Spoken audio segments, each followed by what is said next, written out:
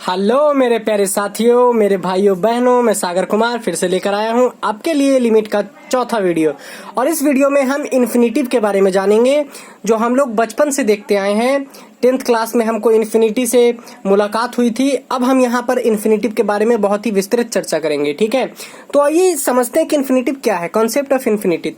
देखिए यहाँ पर आपको लिमिट्स में कहीं कहीं पर x is equal to infinitive या x is tends to infinitive कहीं कहीं आपको देखने के लिए मिलेगा। तो इसका मतलब क्या होगा वो हम जानने की कोशिश करते हैं। सबसे पहले इसका मतलब ये है कि x जो है larger than any number.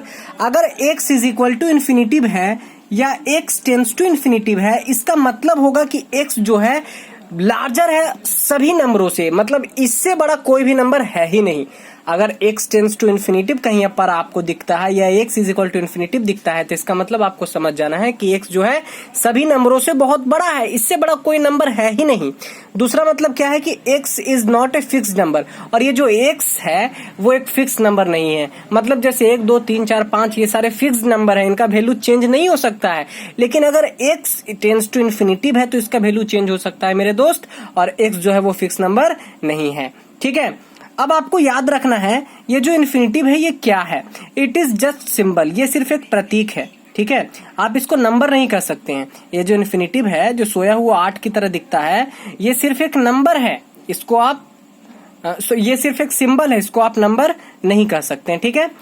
x is equal to infinitive या x टेंस टू इन्फिनिटिव दोनों का मतलब सेम होता है, हैव सेम मीनिंग, ठीक है। चलिए अब आते हैं इसके प्रॉपर्टीज पर। प्रॉपर्टीज क्या है मेरे दोस्त, ये प्रॉपर्टी आपको जो है लिमिट्स के क्वेश्चन सॉल्व करने में बहुत ही जरूरत पड़ने वाली है और ये बहुत ही काम देगी आपको, ठीक है। आइए समझते हैं। देखिए लिमिट के क्वेश्चंस में हर जगह आपको ऐसा कंडीशन मिलेगा जब इन्फिनिटिव में कोई नंबर ऐड हो रहा होगा। जब आप इन्फिनिटिव में किसी नंबर को ऐड करेंगे या किसी नंबर को सब्ट्रैक्ट करेंगे तो उसका आंसर इन्फिनिटिव ही आता है मेरे दोस्त। मान लीजिए इन्फिनिटिव एक समुद्र है और समुद्र में आप चाहे सी मतलब 1 लोटा पानी डाल दीजिए या 1 लोटा पानी निकाल दीजिए, समुद्र का ही समुद्र रहेगा। मतलब इन्फिनिटिव में आप सी जोड़ दीजिए या इन्फिनिटिव से सी घटा दीजिए, उसके वैल्यू पर कोई भी प्रभाव नहीं पड़ेगा, वो इन्फिनिटिव ही रहेगा। इसी तरीके से 2 इन्फिनिटिव को जब आपस में जोड़ दिया जाएगा तो उसका आंसर इन्फिनिटिव आएगा। 2 इन्फिनिटिव को जब गुना कर दिया जाएगा तो उसका आंसर इन्फिनिटिव आएगा। एक इन्फिनिटिव पॉजिटिव और एक इन्फिनिटिव नेगेटिव जब दोनों को गुना करेंगे तो उसका आंसर माइनस इन्फिनिटिव आएगा। उसी तरीके से एक नेगेटिव इन्फिनिटिव और एक पॉजिटिव इन्फिनिटिव दोनों को गुना करेंगे तो उसका आंसर इन्फिनिटिव आएगा। अगर इन्फिनिटिव पर पावर इन्फिनिटिव रहे, ये गुना में नहीं है मेरे दोस्त, याद रखना ये पावर है, इन्फिनिटिव पर पावर इन्फिनिटिव रहे तो इसका भी मतलब इन्फिनिटिव होगा। क्या आप लोग बहुत बढ़िया से इस बात को समझ रहे हैं। नेक्स्ट चीज, उसके बाद देखिए अगर सी को किसी भी नंबर को इन्फिनिटिव से गुना करते हैं, किसी भी नंबर को इन्फिनिटिव से गुना करते हैं तो उसका आंसर इन्फिनिटिव आता है। बशर्ते शर्त क्या है कि वो जो नंबर है 0 के बराबर नहीं होना चाहिए, 0 से या तो बड़ा होना चाहिए, 0 से या तो छोटा होना चाहिए। जैसे मान लीजिए आप 2 को इन्फिनिटिव से गुना कर रहे हैं तो इसका आंसर इन्फिनिटिव आएगा, क्योंकि 2 जो है वो 0 से बड़ा है। लेकिन जब आप 0 को इन्फिनिटिव से गुना करेंगे तो इसका आंसर 0 आएगा, क्योंकि मैंने पहले भी आपको बताया 0 जो है वो ब्लैक होल है, इसके अंदर कुछ भी जाता है वो समा जाता है और वो खुद 0 हो जाता है। आप बात समझ रहे हैं ना मेरी बात को। इसी तरीके से जब c 0 के बराबर होगा तो c के जगह 0 रखेंगे तो 0 इंटू इन्फिनिटिव का मान 0 आ जाएगा। ये अलग है, ठीक है ना, याद रखिएगा।